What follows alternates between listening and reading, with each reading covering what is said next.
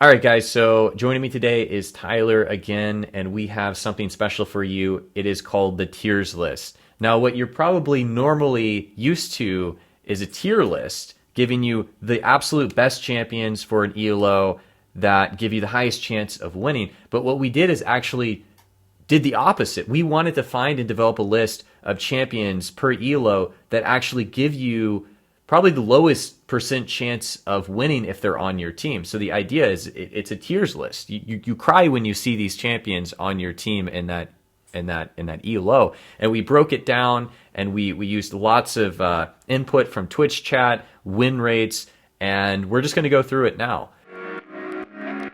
The wood tier, these are absolutely the worst champions to have on your team despite what elo you're in. So we have it broken up from challenger. We grouped up diamond and platinum. We have gold by itself and then bronze and silver together. Wood tier applies to everything across all elos. These are typically champions that would literally make you want to dodge or cry if you had on your team. Now, Tyler, do we want to go through each champion and give an explanation, or should we just how do you want to approach this? We'll hit this in broad strokes. Number one, if you're picking Azir, Kalista, Vayne, and Ranked, and you're not a clear one trick that's ungodly good at these champions, and you can just carry no matter what you're playing, you're probably doing something wrong. Those champions are very, very bad in solo queue. I mean, you just look at the win rates, you look at personal experience. Both of these champions are in the 30% win rates. That is almost unheard of when you compare most champions to be closer to 50%. And this is almost across the board. Even in Challenger right now, Azir is not even looking very good. And that's possibly the best place to put him, is the top of the ladder playing with the absolute best players. And even then it's not really cut and dry.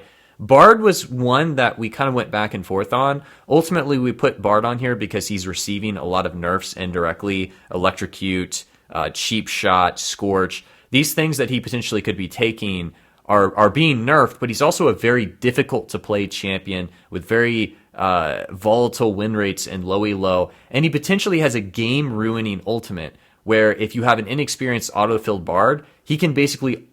He can guarantee your team loses if he ulted your team at a bad moment.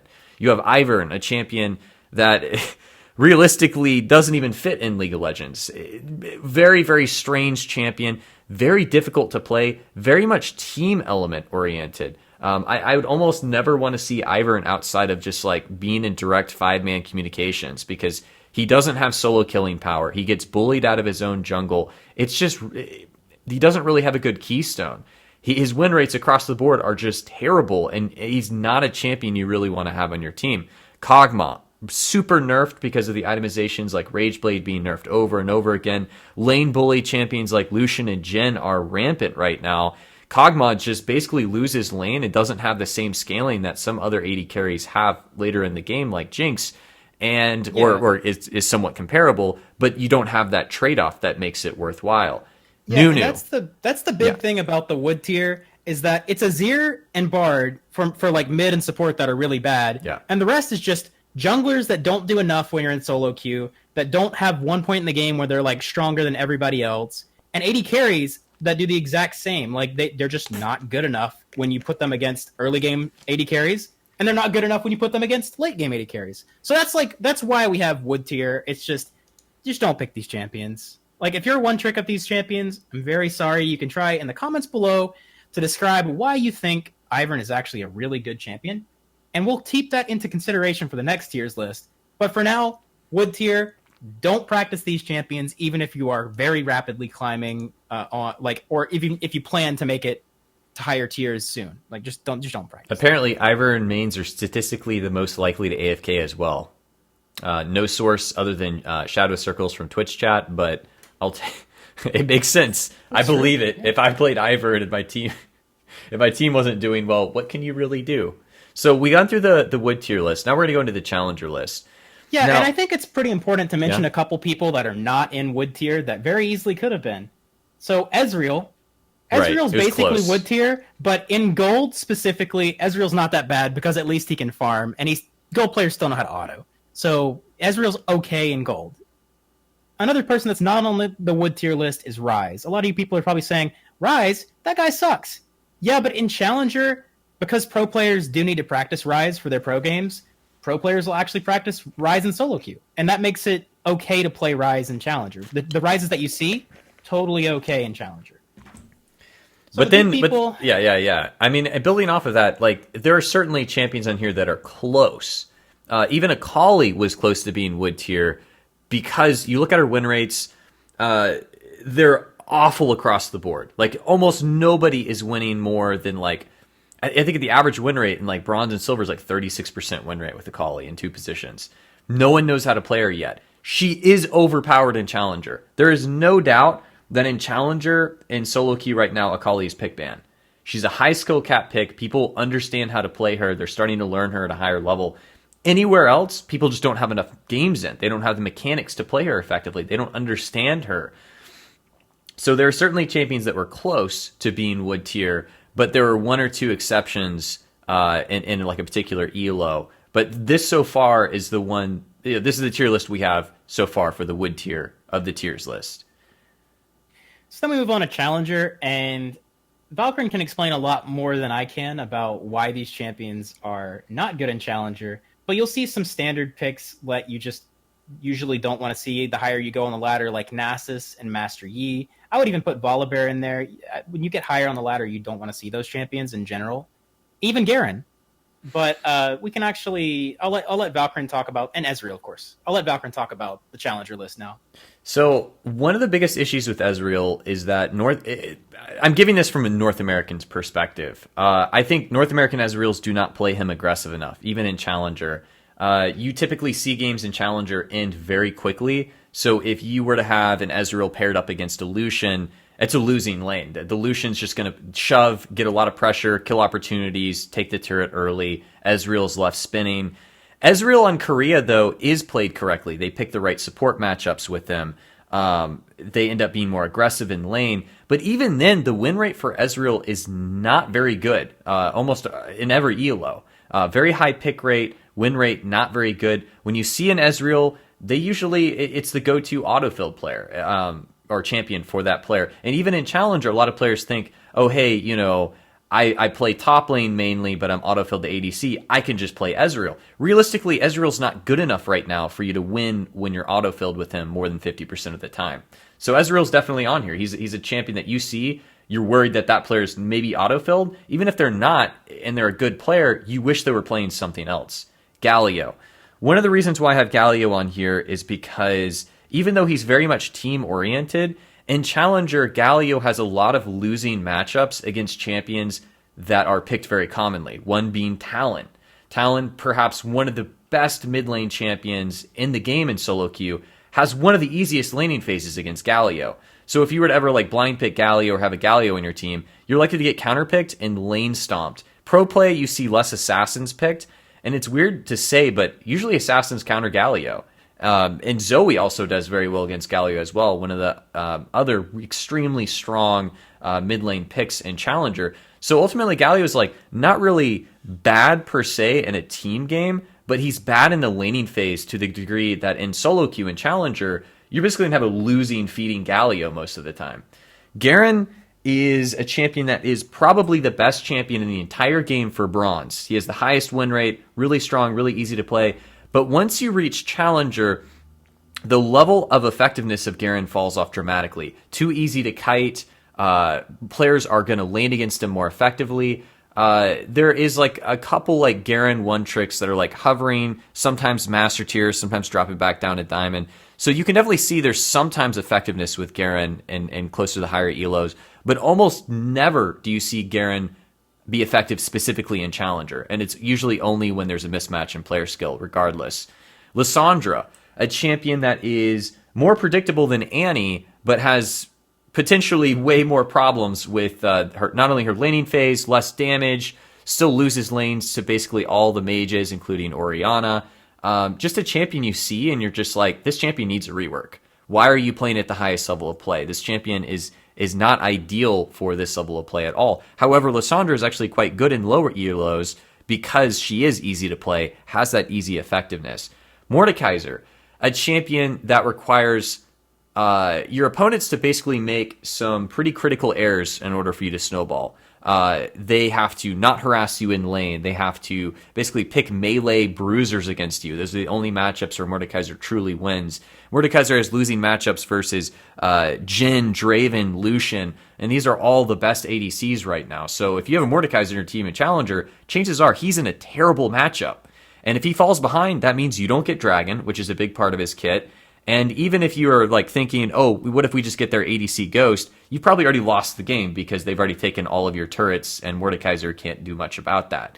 So Mordekaiser, maybe not the worst pick in all ELOs, but in Challenger specifically, it's very hard to pull him off right now. Master Yi, not a very good early game. There's like one Master Yi 1 trick that sometimes hits Challenger, but I think it's just because sheer number of games, the ability to snowball. Any jungler right now that has, a good late game, good snowball potential, you can probably win some games in Challenger doing that. But usually games are decided so early in Challenger that you wouldn't want Master Yi because he's just too weak early game. Nasus, not a dominant laning phase, takes too long to scale. You could win with it if you have the better team, but why play Nasus over something else that has more effectiveness in team fights? Or even York, who's a better split pusher than Nasus. Nautilus, he's getting buffs, but I still think he's going to have some severe mana problems because they did not address that with his new W. His W has a lower cooldown, but you're going to run out of mana faster. And Nautilus is also a champion on the current patch that basically has almost no winning lanes and is inferior in almost every single possible way compared to just about every other single tank, and tanks aren't even favored right now on this particular patch. Going into the next patch, he might be a little bit better, but right now he's definitely on the tiers list in Challenger. Volibear, another extremely predictable champion, perhaps one of the easiest to shut down in team fights in Challenger. He doesn't even have Garen's ability to remove slows. Volibear just runs at you, you kite, he has no way to get to you. So that pretty much covers it for the Challenger tiers list. Tyler, do you want to talk more about the Diamond and Platinum? Yeah, we'll knock this out real quick. There's not many changes from the Diamond Platinum, from Challenger to Diamond Platinum. The big changes are Garen is now an acceptable pick. Garen's totally fine in Diamond Plat. Galio is now an acceptable pick again. Lissandra is an acceptable pick. But we've added to the list, and this will be true for every ELO after this, don't pick Akali. If you're going to practice Akali, do it not in ranked, but nobody, the majority of people that are not Challenger, not Masters, don't know how to play Akali yet to the level that they should be playing it in ranked. Once you get there, once you figure out the builds, once you figure out the playstyle, once you've watched your favorite streamer pull off some cool tricks, we'll pick Akali back up. But for this patch, don't play Akali if you're not in Challenger. Amumu also joins the list for just Diamond Platinum. So Amumu is actually one of the odd champions that's pretty decent in Master Challenger. I wouldn't say he's good. I wouldn't say he's good, but he's not so bad you hate the fact that you have him on your team. Actually, Valkrin plays him support because he's a pretty decent champion. Only with Mordekaiser. Only with Mordekaiser. And only with one particular Mordekaiser player. Hey, don't tell him that. They need to watch. They need to watch your stream to understand. So Amumu will come back on the list as well for gold and bronze, silver. He won't be there because CC's good at low elo. Amumu is less likely to get punished low elo. So just in Diamond Plat, it's pretty risky to pick Amumu. I don't think he's that good. We talked to chat. This is where you shouldn't pick Amumu. Diamond and Platinum. Corki joins the list for the rest of the elos. Really low win rate, actually. He used to be good as a lane bully. He's not actually that good anymore mid lane. He's actually good bot lane. But the thing is, people aren't playing him bot. They're playing him mid, so he sucks, and don't pick him. He's not exactly good bot lane, but he's at least playable bot lane. Oh, yeah, he's playable bot lane. That's a better way to put it. But in general, people are picking Corki mid, so stop picking Corki mid. Ezreal's still on the list. Gnar comes in for low elo. We actually had a discussion about this. When Valkrin was climbing originally this season, he actually had a Gnar player that was so terrible in his promos, or in his placement games, that he couldn't carry him. Oh, he was a Gnar main too. He could not effectively use his ultimate. It just made it clear that he only got to that point because he's playing Gnar in laning phase, in other words. And here's the thing. That was earlier in the year when Gnar was better than he currently is. Yeah. He's been nerfed since then. In addition to that, that's not some exception. Most Gnar players I've seen try to pick Gnar to be a lane bully and then fail. And then they don't make good use of their ultimates. So you don't have either of the benefits of Gnar. Just don't play him. Yeah. Gragas is actually pretty bad in Diamond Plat as well. He's actually not a great champion anywhere, but specifically in Diamond and Platinum, he's not good enough to keep up with the other junglers, but he's also... Players will know how to play around him better than they do in Gold and Silver and Bronze. So this is the only time Gragas appears on the list, but probably shouldn't pick him, just like you shouldn't pick a Mumu in Diamond and Platinum. As for the other people that join us for this tier, it's Ryze, who will be in every tier going forward, because if you can't combo correctly on Ryze, you're doing no damage. Vlad, who joins us for every tier after this, because surprisingly enough, even though people think that Vlad's a great champion, it's hard to punish, just go look at his win rates, guys. Look at Vlad's bot lane win rate in any tier that's not Challenger, and then think, wow, I didn't expect that somebody could be lower than Azir. It's surprising. It really is surprising. People aren't able to take advantage of his combos correctly. People mistime his his dodging abilities, his W at Gold and Silver. So he's going to be joining us for every remaining tier. And then Zach. Zach joins us for the Diamond and Platinum as well as the Gold sections because he's really not easy to be effective on. He's not on the list for Bronze and Silver, though, which is strange if you think. But if you think about it, Bronze and Silver, there's a lot of A-ramming, and even though Zach might miss his abilities, it's pretty likely he'll get some damage in, some CC in the Silver tier. So that covers our Diamond Platinum section. Move on to Gold. Let's see. The Gold, Bronze, and Silver sections of this tier list were very much impacted by the Twitch chat. We spent a lot of time debating whether certain champions were good or bad, and a lot of players helped us to really form this list. So I wanted to shout out those people in the Twitch chat, and I think that we've got a pretty good list. So number 1, Aatrox. Aatrox will join us for Gold and Silver and Bronze. These players at this tier are not able to take advantage of Aatrox's lane bully strengths, not able to hit the Qs. Aatrox is being nerfed, so he might actually be worse, even higher than this. But for now, his win rate's bad. His win rate's definitely just bad. Definitely bad win rate. Really bad win rate. Akali's win rate is terrible. These are just champions that need to be practiced to play effectively. I mean, Corki, same reasons, just no crowd control. Damage is very dependent on items. His itemization trees got nerfed. He was so much better with old Rapid Fire Infinity Edge combo because he would just try to spike you down in like 2 auto attacks rather than just keep autoing you. Cassio, very hard to play, hard to position. Gnar, very similar reasons why Gnar's not good in Diamond is because they're even worse in Gold, and they're less effective in lane bullying, and they usually lose lanes to a lot of lane bullies, and they just don't scale well. Aurelia is one that you might not expect to see on here because she's generally very good in high elo. However, her win rate was just atrocious in Gold. It's actually really low, and the consensus was still primarily the fact that Aurelias were not very good in Gold. Seems to be a high skill cap pick, confusing to play to some players. Just a level of uncertainty there when you have her on your team. Lee Sin, always been a wild card pick. Even in high elo, you have a Lee Sin on your team, and it's pretty bad. Very very skill dependent. He keeps getting buffs, but with the champion like Lee Sin, you really have no guarantee what you're going to get. The champion itself truly scales with the individual player, and if you're in Gold, chances are you're not incredibly gifted mechanically yet. Kayn is a champion with almost no early pressure. You have almost no crowd control over duels. You basically are farming, but you don't have the same scaling as some other champions into the later parts of the game. You know, most of the time they're going blue Kayn. Red Kayn is great, but like you can't always control that. So there's level inconsistencies. You need help. You get a Kayn jungle in your team. He might not be able to help you. Nidalee, high skill cap pick, maybe even worse than Lee Sin to have on your team because she's more of a macro-oriented type pick. She doesn't win by brute force unless you're snowballing and or really good. She's terrible in team fights. She just doesn't have a consistency that you want on your team.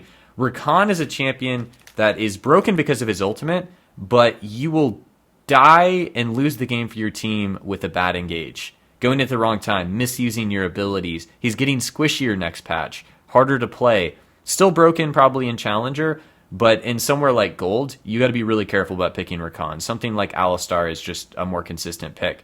Ryze, Similar reasons from before. Sejuani, been nerfed into the ground. You're going to get bullied by gold junglers that know a little bit more about invading and punishing you. Twisted Fate, really high skill cap pick.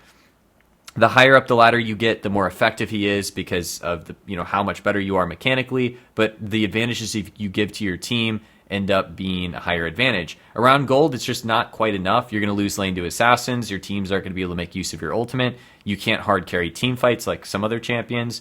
Tahm Kench, absolutely something that can screw you over. He eats you at the wrong time. He doesn't eat you. He doesn't go in. He misuses his ultimate. So many ways that Tahm Kench can actually sabotage your own team. Tylair, very squishy champion, hard to hit abilities for most gold players. Typically very good in high elo, pick ban even, going into this next patch, not sure. But definitely pick ban in high elo at the moment. But in low elo, too hard to play. Thresh, high skill cap, lots of room for errors, really squishy. If you make a misplay, you're going to die. Vladimir, we found out Vladimir had a pretty low win rate in gold, despite a lot of players saying that they remembered like good experiences from Vlad's carrying. Vlad's one of those splashy champions where he hits 6 items, he's one-shotting whole teams. He's behind that. He's very slow in his like damage progression. Games are very quick, and comboing with Vlad is surprisingly hard. Even someone like Apollo Price spent hours in a practice tool practicing Vlad, according to an interview that is, and still couldn't quite get it down. We're using all of your actives and Proto Belt and Flash and pooling at the right moments. He's a hard to play champion, even though at a basic level it seems to be easy to perform on. Zac, because he gets bullied in the early game. Players aren't going to just like let you hit them anymore like they potentially could in bronze and silver, and just generally not a favored meta pick at all. Very hard to play. You want to talk about bronze and silver? I'll knock out the bronze silver real quick. Basically, it's a lot of champions you've seen before on the list. We're not going to cover every single one just because there's no point. I'll just cover the people that are being added. So first of all, we added to the list of bronze and silver, again, because chat wanted to see them. We added champions that had high impact skill shot CC that they need to hit. So think about Blitzcranks, think about Elise, think about even Jhin to an extent. If he doesn't hit his root, it could be a bad thing. And in general, just champions with skill shots came to the list for the first time. So even though Sivir, I think, is a fine champion at most points in the game, you're not going to be able to always hit the skill shots if you're a bronze or silver player. And you might not, because you can't hit the skill shots all the time, you're not able to take advantage of what Sivir's like good at. Zillion's on here for the same reasons. You can't necessarily hit the double bomb like better players can. And also, you might just not ult at the right time. And or saving a bronze teammate is less valuable. Yeah, it's not that valuable to save a bronze teammate. Good point. So we also had some people join the list for the first time, like Aurelion Sol and Kindred. These champions have high elo or high win rates at high elo, but we talked a lot with different people in chat and came to the realization that you shouldn't be playing Aurelion Sol, probably unless you're an Aurelion Sol main anyway. But if you're trying to start maining Aurelion Sol in bronze and silver, that's probably not a good idea. Let's see, Jace, and Jace is a champion that joined the list for bronze silver. You should probably try to pick an easier lane bully than Jace if you're going to be playing a lane bully. It's the same reason that Vlad's on the list. And then I think Riven is here. Riven's probably too complex a character, just like Aurelion Sol. If you're not, and Ryze, if you're not going to be able to do that if you're a bronze or silver player that's just trying to get in there and climb. And win rates back this up too. And everything, all these champions that we have on the list, or at least most of them, are backed up by win rates. Like Aurelion Sol, even though he has a high win rate, that's because of sample size. And you just don't look to play Aurelion Sol for the first time in bronze silver. Please. Yeah, he's a difficult champion. Even high elo players stay away from him. The reason why his pick rate's so low, despite being a strong champion, is he's hard to play. He might be the hardest champion to play in the entire game at the highest level because he's totally different. He functions differently than almost any other champion in the game. And then I think there's only 3 champions that didn't cover. So the first one is Evelynn.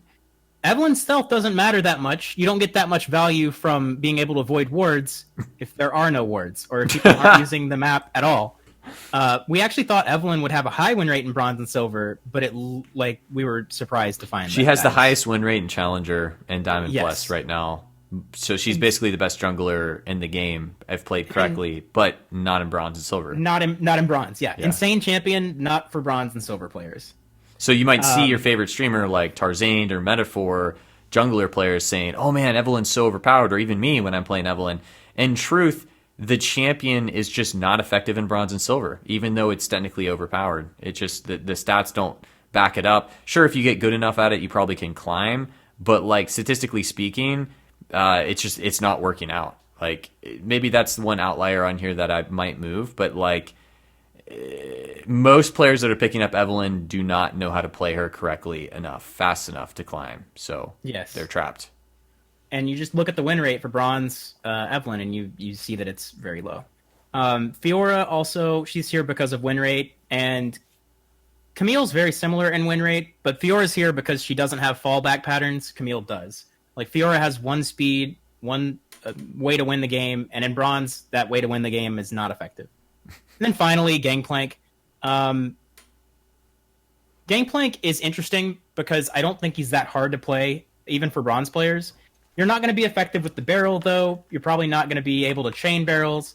You're probably not going to be able to CS that well. You're probably not going to be able to take advantage of your Q. You'll probably be catching up and using the Q on minions instead of necessarily using it on champions and getting Klepto stacks if you're going Klepto, or Grasp of the Undying stacks if you're going Grasp. So I don't think, and chat agreed with us, that these champions were not champions you really want to play.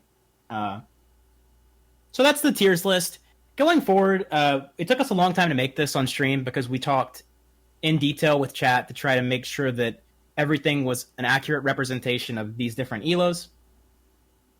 Going forward, we're going to probably make the list prettier. We're going to try to find examples of why you don't want these players on your team. Maybe have some nice clips of low elo players or even high elo players messing up on these champions, and give some more backup for why the champions are on the list. Next time, we'll probably have a highlight of like how bad some of the win rates are for things like Vlad.